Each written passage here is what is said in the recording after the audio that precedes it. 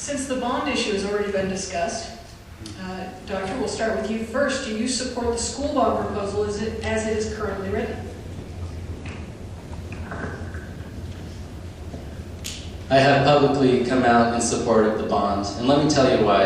I have a good friends, the Nish family, and my friend Brandon, he just graduated from Harvard Business School, and this is the kind of family that should be coming to South Jordan.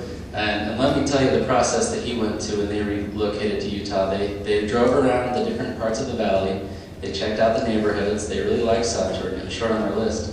But then they looked at the schools and they started to notice a lot of portable units and a lot of other signs of congestion. They also looked at the reputation of the school districts. And they actually settled on a city other than South Jordan. Now I think that's just one example, but if South Jordan and if the west side of the valley starts to get a reputation for having poor schools, we're going to be repelling some of the families that we should be attracting to the city. The bond is a large amount. I've made it public that I think it's a little high. However, the bond is $495 million as the maximum. Think of it as a credit card that it can be maxed out at $495 million. And so there's still accountability that we can apply pressure towards the school districts. We can say, this school was this proposal for this school is too expensive. We can apply pressure to make sure that that money is used wisely. It's basically a credit limit on the credit card. It's not necessarily going to be spent in the lump sum at once. So I've come out for the bond. I think it's key to have an attractive city. Thank you. Thank you. Sometimes facts just aren't right. The reality is that when you write out a blank check, you lose control. Period.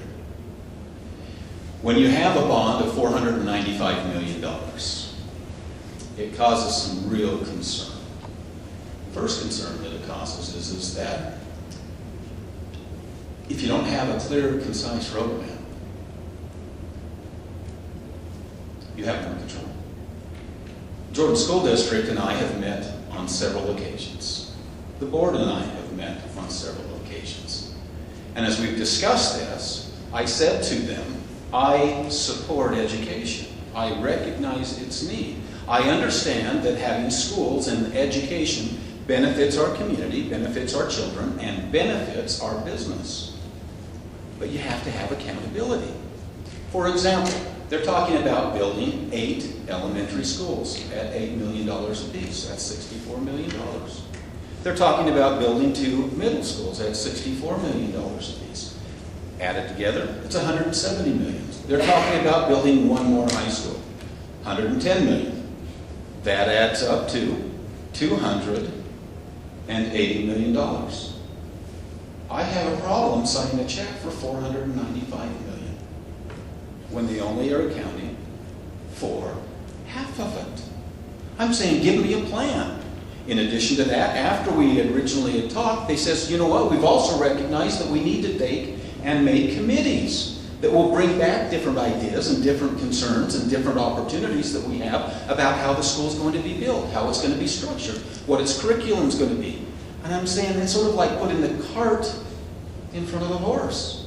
Let's get the committee information and then be able to move forward appropriately. Education is still prime for us to take and meet that. Thank you. We're not going to do responses at this point because this is not a debate. There are very strict rules for debate, so I'm going to ask you to sit because the next question starts with the mayor. If the bond fails, what can South Jordan do to support the need of our schools without passing it?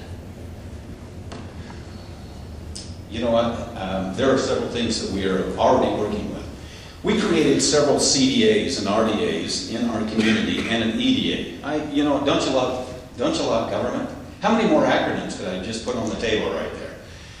Community development authorities, redevelopment authorities, and improved district authorities. Those are things that facilitate money to go directly to education. We have created some of those. One of them holds a $10.5 million opportunity for them to build schools and offices directly in South Jordan City. They've chosen not to do that. Well, I think that we could take advantage of that, and I've promoted that idea.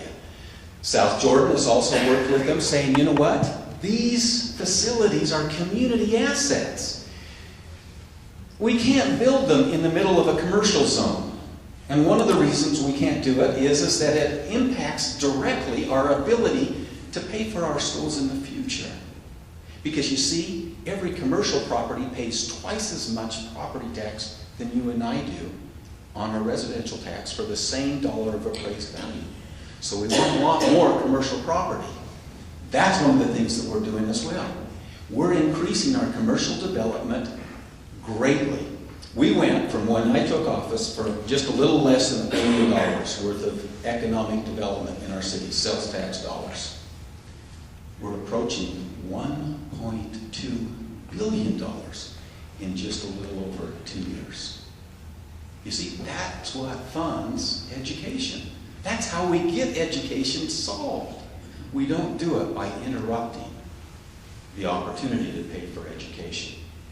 Facts speak for themselves, and they're extremely important.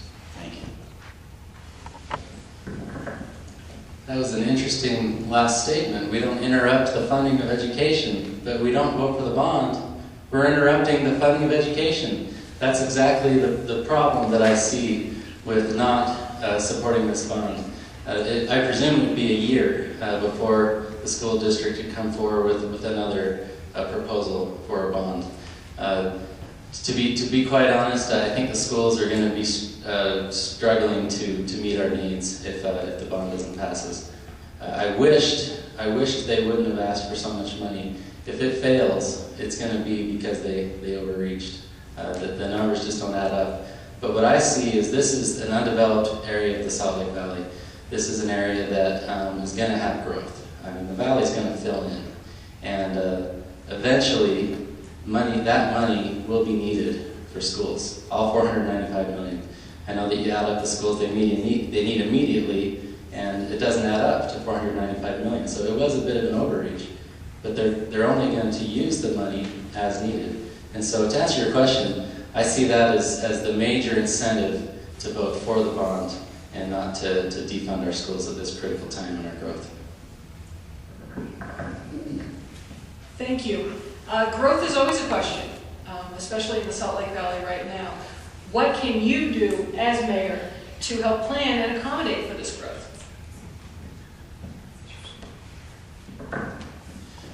Growth is probably the hottest issue in this election. I have a vision for the city that we really beef up our commercial base. The Mountain View corridor, I would like to be renamed or maybe just named among the local people as the technology corridor. We have a real opportunity in this state that we've taken advantage of already to this point, in that technology companies are fleeing the high taxes of California. I hope we get to talk taxes tonight. As you look at some of the reckless attitudes about taxation, you say, you know what, our taxes are fine. We don't need to go up or we don't need to go down. We can only go up slightly. To me, that's irresponsible. And California, they didn't set out to be a too high tax state. No one ever admitted that that's what they wanted to do. But they still turned out to be a high tax state.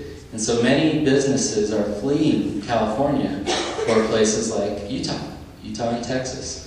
As you've seen, if you drive around I-15 around the point of the mountain, you see Adobe. Adobe just moved to Lehigh. We've got eBay. We've got the eBay data center. And so technology growth, we can have a technology corridor on our Mountain View corridor. Are we going to be discussing residential growth? Residential growth is very important. The cities that can have the right kind of growth, that can hold to high standards of housing, are going to be the cities with the highest property values. I guarantee it. It's not rocket science, you guys. We need to be very shy at bringing in any more high density into our city. It's a short-term gain for a long-term loss. I think we need to return to single-family homes. Thank you. Well, I'd like to respond directly to your question.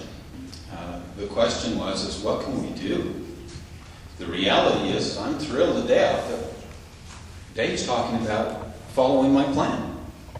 You see, we've sat down with Daybreak and the Mountain View Corridor ownership of all of that land, and there is a wonderful, extensive town center already planned for all of that. Give you an idea of the scope and the scale of it. Put it in your mind. It's equivalent to North Temple to 1300 South, from State Street to 7th East. All town center, commercial development, economic engines for here in South Jordan. It's not something that we're going to have to build. It's not something that we're going to have to develop. It's not something that we're going to have to dream up. It's not something that could be. It's in the planning. We're sticking stakes in the ground right now. You see, the facts are just a little flawed when they come up with those kinds of thinking. You've got to understand that's what we're doing in the background. We don't make a lot of fanfare about that because it's appropriate that we only do things when they're appropriate. Hey, we don't live in Southern California. We don't have the attitude Southern California has. We're never going to be Southern California. We're conservative. We're going to keep a very balanced budget. We would never think of doing anything different than that. The only reason that we were able to open up the parks early is because Utah had the financial resources to pay the price. That's good planning. South Jordan also has that. Talking about bringing businesses, we're one of 5 places in the world that's been being considered for Project Trace, a multi-billion-dollar facility to come to South Jordan. And we're one of 5 on the short list. We have a great opportunity. Thank you.